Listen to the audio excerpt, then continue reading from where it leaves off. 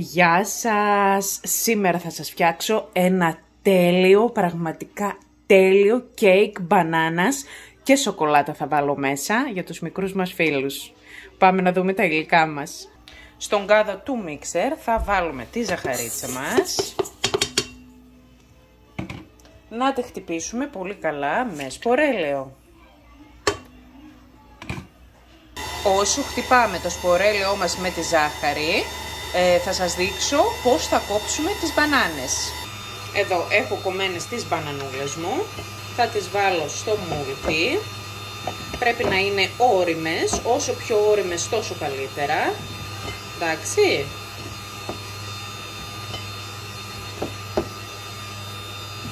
Ωραία.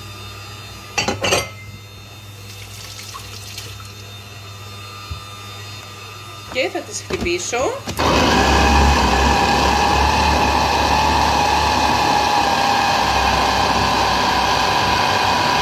Δεν θέλω να γίνουν τελείως πουρές, να υπάρχουν και μερικά κομματάκια μέσα, εντάξει.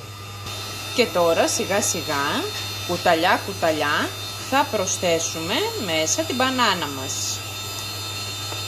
Κουταλιά κουταλιά, εντάξει.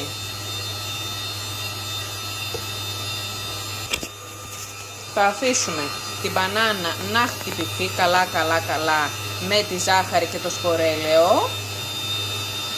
Έτσι να είναι καλά να αναμειχθεί δηλαδή. Και τώρα που έχει γίνει σαν κρέμα θα προσθέσουμε αλεύρι για όλες τις χρήσεις με ένα σακουλάκι μπέικεν ή φαρινάπ, ό,τι έχετε. Ένα φλιτζανάκι το καφέ λικέρ της αρεσκίας σας. Και θα χτυπήσουμε.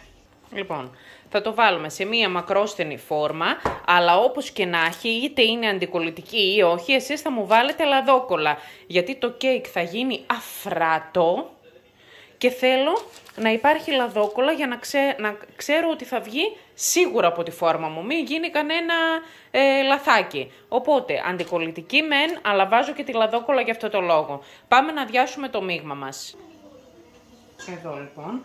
Θα αδειάσουμε τη μισή ποσότητα μέσα και την άλλη μισή θα την κάνουμε με σοκολάτα που είπαμε για τους μικρούς μας φίλους. Να κάνουμε πράγματα ελκυστικά και σε αυτούς, ούτως ώστε να τρώνε αυτά που φτιάχνουμε.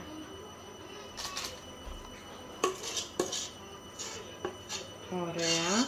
Το υπόλοιπο λοιπόν το κρατάμε και πάμε να το κάνουμε σοκολατένιο. Θα βάλουμε μέσα μία κουταλιά της σούπας χυμό, ό,τι χυμό θέλετε εσείς, και το κακάο μου στο άγγλικο, που είναι για γλυκά. Και τα χτυπάμε. Μόλις γίνει το μείγμα μας πλούσιο σοκολατένιο, σταματάμε το μίξερ. Και τώρα θα αδειάσουμε και το σοκολατένιο μείγμα μας, το υπόλοιπο, εδώ στη φόρμα.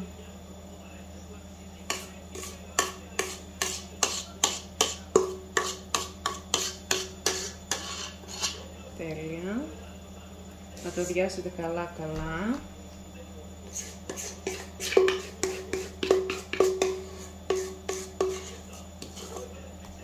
Ωραία. Με το κουταλάκι σας θα το πάτε εδώ και εκεί. Να δείτε πόσο ωραίο και αφράτο θα γίνει και πώς θα τρελαθούν τα παιδιά σας. Επίσης, η συνταγή είναι και για ανθρώπους που κάνουν διατροφή και για χολυστερίνη. Δεν έχει μέσα αυγά, έχει μόνο λίγη ζάχαρη. Και τώρα θα ψήσουμε το κέικ μας για περίπου 45 με 50 λεπτά. Στους 180 αντιστάσεις. Εδώ είναι το κεκάκι μας, μόλις το βγάλαμε. Το αφήσαμε για 5 λεπτά λίγο να κρυώσει, να γίνει σταθερό. Και τώρα θα το βγάλουμε μαζί με τη λαδόκολλα από τη φόρμα μας.